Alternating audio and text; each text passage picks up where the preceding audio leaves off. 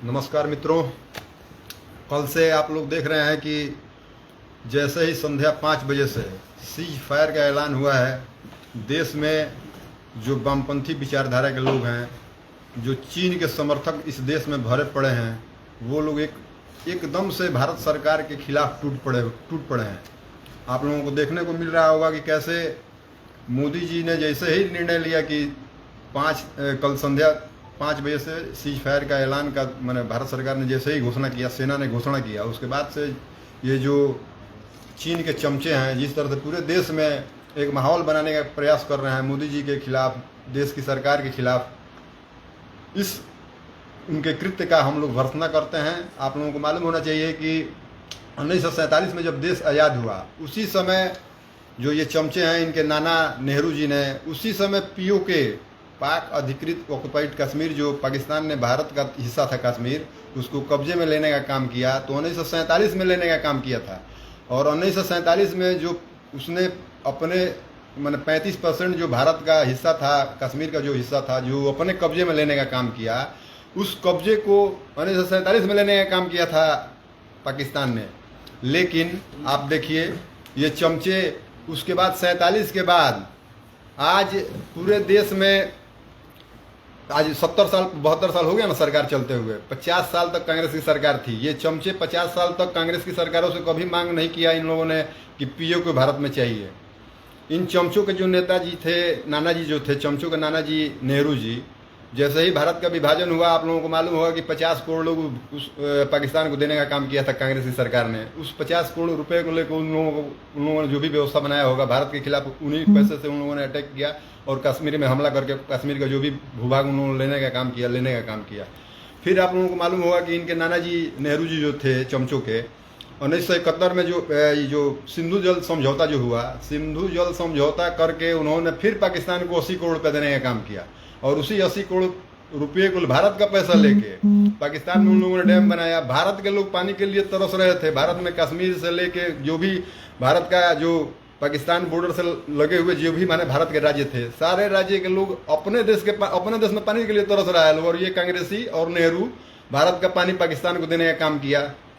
उसके बाद आइए, इनकी जो नेता हैं मोहतरमा, जिनको तथाकथित जो ये वामपंथी और ये कांग्रेसी चमचों के जो लोग कल से पूरे सोशल मीडिया पर चलाने का काम कर रहे हैं, आयरन लेडी, हमको आप ये बताने का प्रयास काम कीजिए। हमको ये समझ में नहीं आ रहा है कल से कि आयरन लेडी कैसे थी ये।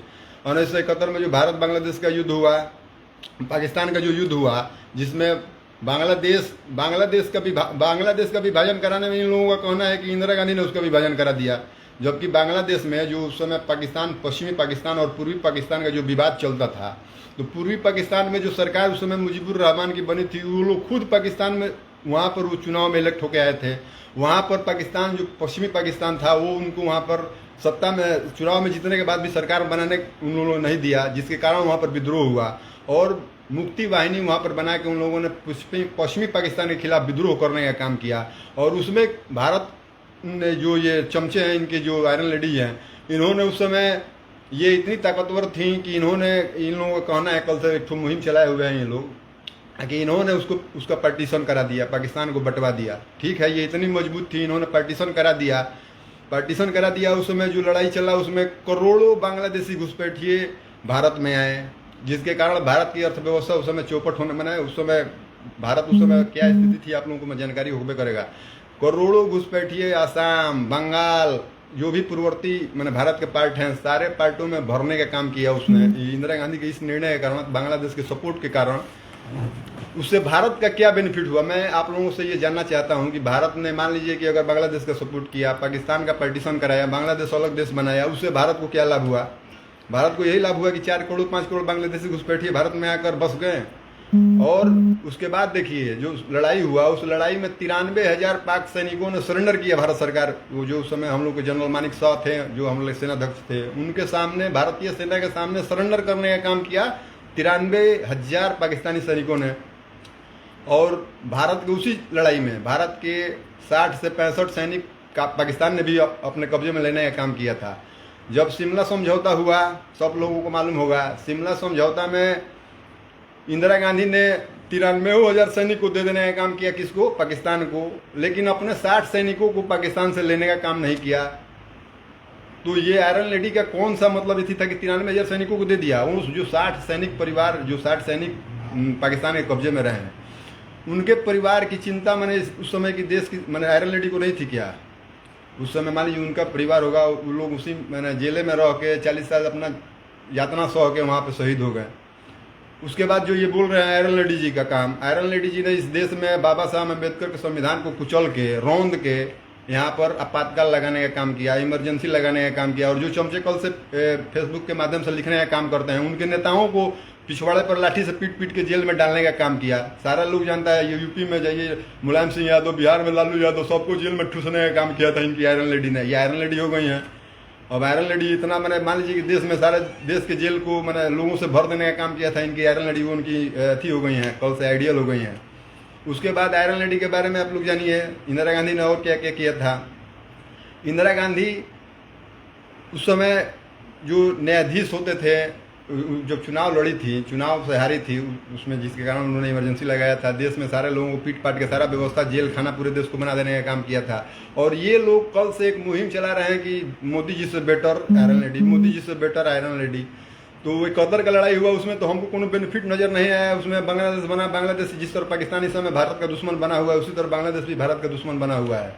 हमको उस लड़ाई से कोई बेनिफिट होता आज दिखाई नहीं दे रहा है कि भारत को बांग्लादेश बनने से कोई बेनिफिट भारत को हुआ। अगर आप लोगों को लगता हुआ तो आप लोगों को से हम चाहेंगे कि हमको मैंने थोड़ा हमारा ज्ञान वर्धन करे कि बांग्लादेश बना, उससे भारत को क्या बेनिफिट हुआ। हमारे हजारों सैनिक मरे उस लड़ाई में, हमारे सैनिक मरे, अलग देश बना। अगर आयरन लेडी इतनी ताकतवर थी, इतनी ही मजबूत थी, तो उस समय पीओ के उन्होंने क्यों नहीं लिया? हम मैंने पूछना चाहते हैं कि वो इतनी ही मजबूत थी कि मैंने उसका देश बंटवा दिया, और अपने देश का भूभाग जो उसके कब्जे में था उसको कहे नहीं रिकवर किया। हम आप लोगों से इसके माध्यम से जानना चाहते हैं, इतना ही मैंने मजबूत थी तो मैंने काहे नहीं पीओ के उसी समय ले लिया इंडिया के पास। उसके बाद आइए, अब छोड़िए आयरन लेडी के बाद, अब आइए 2004 से 14 तक जो देश में सरकार चली। आप लोगों को मालूम होगा कि ये चमचों के जो नए जो विदेशी मूल के नेताजी हैं और उनके जो युवराज हैं, इन्हीं के नेतृत्व में 10 साल सरकार चला। और इस 10 साल के समय में आप लोगों को मालूम होगा कि देश में दर्जनों जगह बड़े पैमाने पर विस्फोट हुए हैं। मुंबई में आप आइए, मुंबई से मैंने श्रृंखलावार, मुंबई में आप लोगों को मालूम हुआ होगा कि मुंबई से धैले, दिल्ली, असम, बंगाल, गुजरात, मैंने देश का ऐसा कोई भी हिस्सा नहीं था जहाँ बम विस्फोट नहीं होता था। मुंबई के ताज होटल में आप लोगों को मालूम होगा, मुंबई के ताज होटल पर जो हमला हुआ था उसमें 180 लोगों को मारा गया। लाइव लोग की देश की जनता ने लाइव देखा वहाँ पर कसाब को, लोगों को मारते हुए। तो हम पूछना चाहते हैं इन चमचों के जो नेताजी हैं इस समय वर्तमान में, उनके जो युवराज हैं राहुल गांधी जी और उनकी माता श्री जो हैं सोनिया गांधी जी, उन लोगों ने उस समय सरकार वही लोग चलाते थे, सारा देश की जनता जानती है। इन लोगों ने क्या कार्रवाई किया था? 10 साल के पीरियड में हजारों लोग मरे यहाँ पर बम विस्फोट की घटनाओं में, हजारों लोग घायल हुए।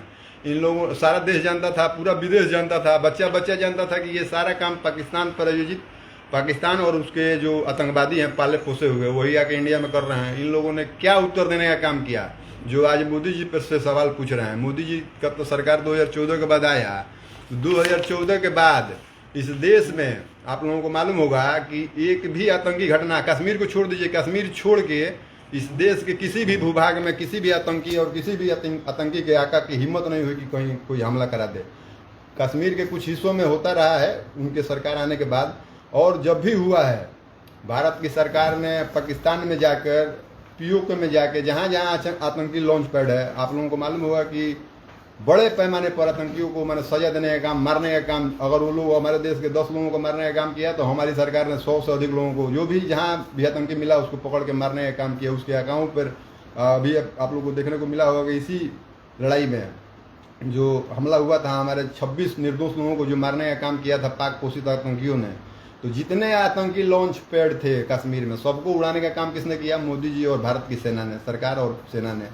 इसके बाद पाकिस्तान में भी जहाँ जहाँ जो बड़े आतंकवादी थे जो पाकिस्तान में थे, वहाँ भी जहाँ जहाँ उनका मिला हम लोगों को इनपुट कि यहाँ वहाँ पर भी उनको मारने का काम किया मोदी जी की सरकार। उसके बाद भी चमचे सवाल कर रहे हैं मोदी जी ने क्या किया, मोदी जी ने क्या किया? मोदी जी ने तो ये किया कि आज से मोदी सरकार से पहले आतंकी आते थे, मार के जाते थे और ये आतंकियों को बुला के चाय पिलाते थे प्रधानमंत्री आवास में।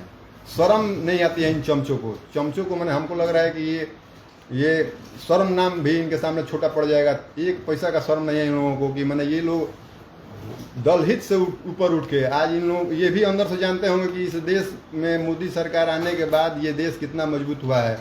हमारी देश दुनिया की चौथी सबसे बड़ी अर्थव्यवस्था बन गई है, आने वाले समय में तीसरी बड़ी अर्थव्यवस्था बनने जा रही है।